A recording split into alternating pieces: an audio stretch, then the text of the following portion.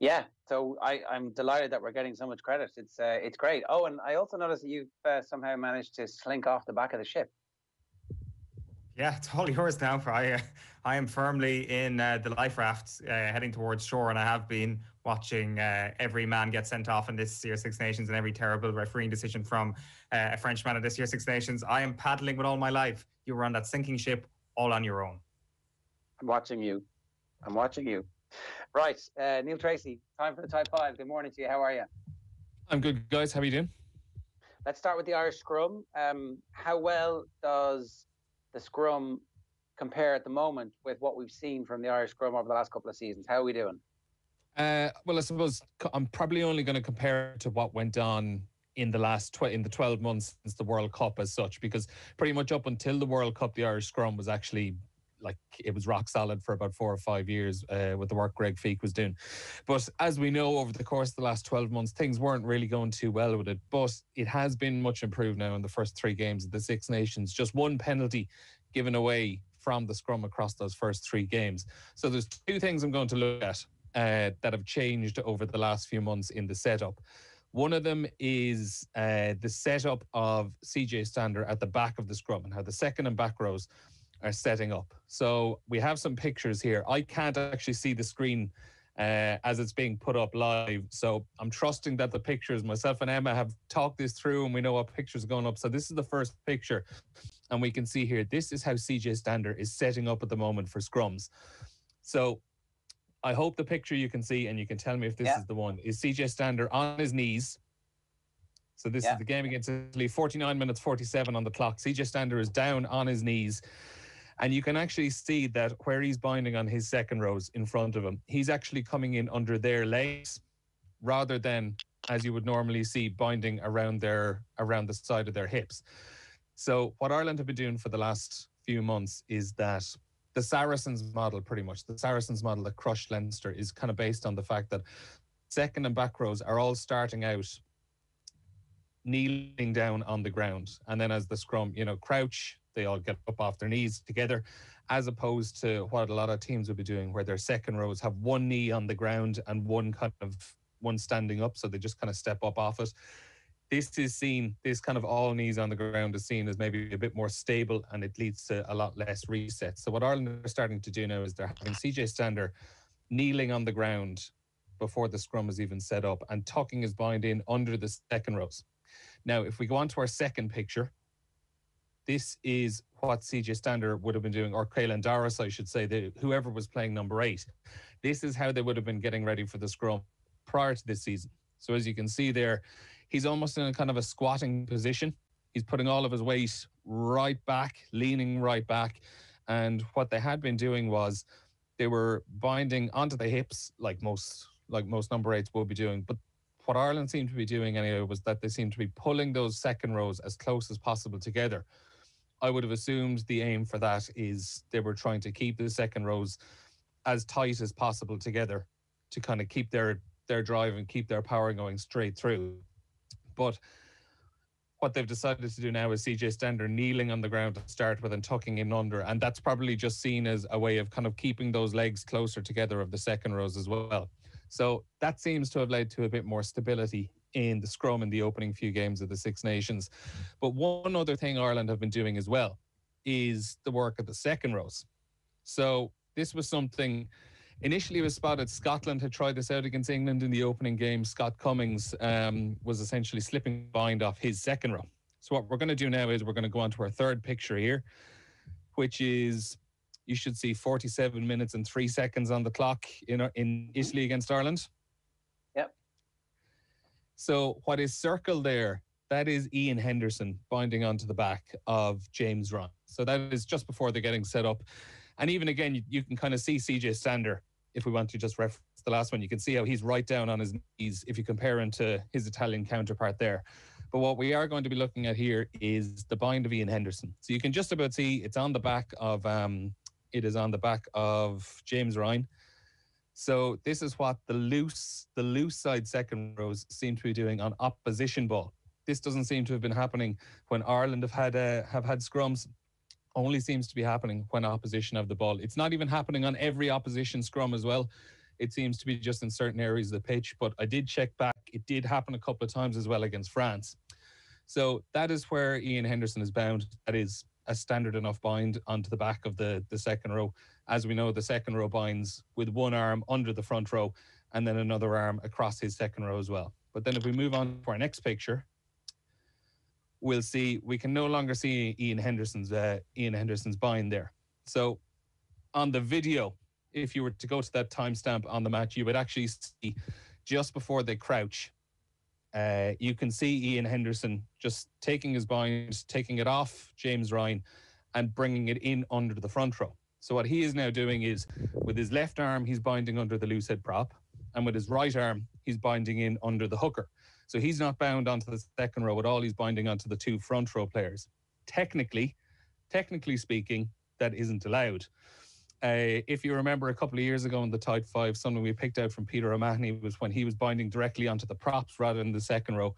So Law 19.7 says the locks bind with the props immediately in front of them and with each other. All players in the scrum bind on a locks, or all other players in the scrum bind on a locks body with at least one arm.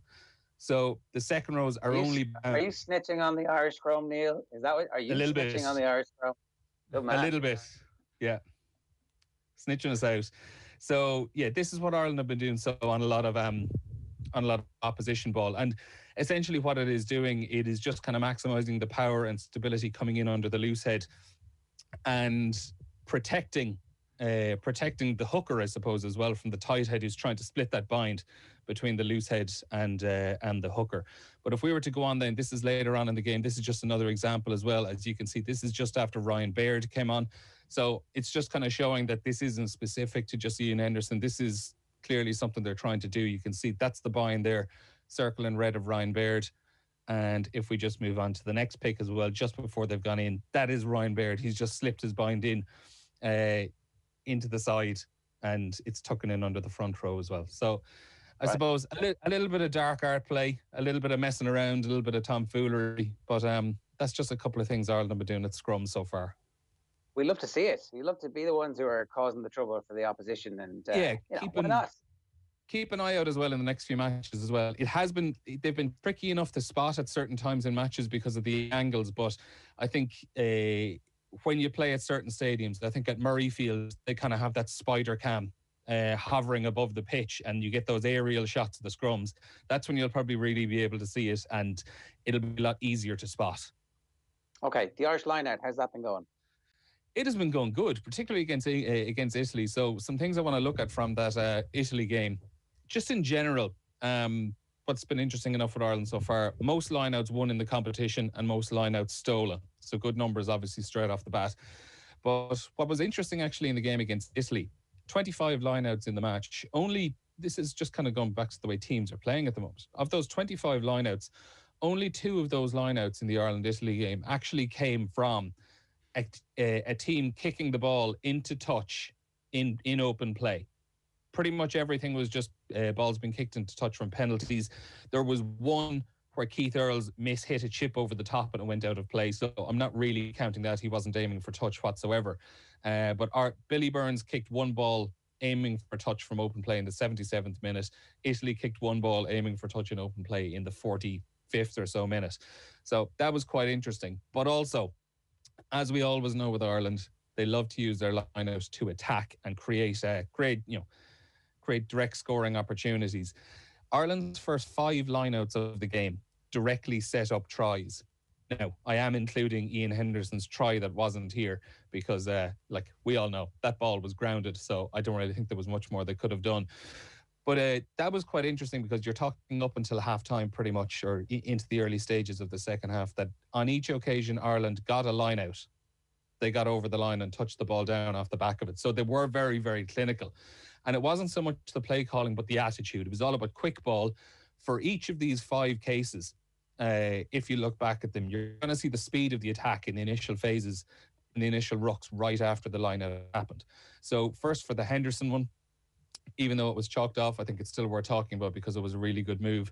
And you'd see the speed of the attack. There was 4 rucks leading up to the point where Ian Henderson dotted the ball down over the line.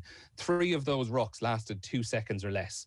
So by the time the ball carrier hit the ground, from the moment that happened until the moment Jameson Gibson Park would pass the ball away, it was less than 2 seconds.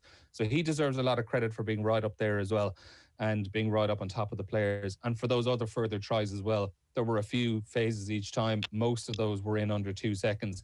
On the first one, though, if people want to go back and look at it, this was where it started, was the line had kicked into the 22, and Ronan Keller threw that. He went for the big overthrow that Robbie Henshaw ran onto the back of, if you remember that. Yeah. Well, what was actually quite fun looking back on it, you can see as the teams are getting ready for the line, as you can see Keller is standing up at the touchline, and the camera zoomed in on him.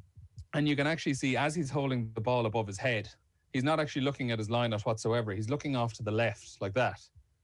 So with hindsight, you can see he's absolutely just lining up Robbie Henshaw and kind of giving him the eyes. And what was good then as well is it all happened quickly. It was decisive and it was quick, because when you see the moment that Kelleher actually throws the ball, a handful of the Irish players are still actually only stepping into the line-out. And the Italian players, it's all about the sell as well. The Italian players are all fixed on what the Irish players are doing. Nobody whatsoever is looking at Ronan Kelleher, except for one Italian player towards the back of that line-out.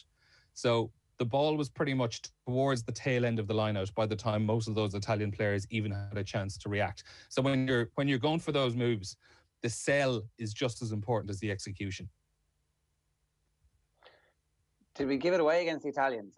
Quinny in commentary was like, "Oh, I wish we'd throw the ball around a bit more." I was like, "No, don't put anything on tape. Don't show anything more."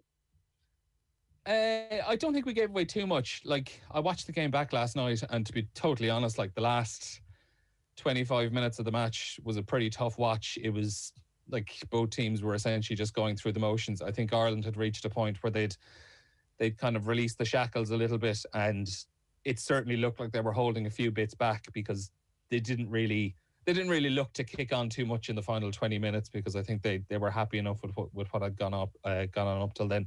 But I think that's a kind of a move you can try out at some stage over the next few weeks as well. Okay, England and Wales next. England and Wales, and it's all about the English discipline. Look, I know the World Rugby, Joel Schuck has put their hands up and said that Pascal Gauzère got things wrong with those 2 tries, but just England's discipline in general was something that you really have to look back on. In the 12 games they've played, I was jotting through things back this morning, in the 12 games they've played since the World Cup final in 2019, discipline has been a major, major issue. They're averaging 10 penalties a game since the World Cup final of 2019. And if you look back at the totals, it's actually just probably steadily growing more and more and more. So against Wales last weekend, they gave away 14 penalties. Against Italy in round 2, they gave away 12. And against Scotland, they gave away 15. So that is what? 41 penalties across the opening 3 games in the Six Nations. Absolutely dreadful stuff so far. And even going back, like in the Autumn Nations Cup as well, 9, 7, 13, 5, 13, 10, 12, 6, 5 is their penalty count. 121 penalties are given away in 12 games. An absolutely disastrous record so far. But something I pointed out on Saturday as well, and I've kind of tried to mention it as well before, Maro Itoje, he gave away 5 penalties. He's given away 10 penalties in 3 games. They're not good numbers, obviously, but the man just has this ability. He's the Teflon man. Any other player in the world would have been sin-binned long before he got his warning on his 5th penalty of the day. He's the kind of guy that on a normal day, he might give away 2 penalties when the average player would give away 6 or 7. There's so much the man is able to get away with. It's Richie McCaw-like ability. There was one bit where he was on the wrong side of the ruck, holding on to about 4 or 5 Welsh players at the same time, and then made that tackle, and you're like, are you allowed to break away? Sorry, it was on the wrong side of the maul. Are you allowed to do that?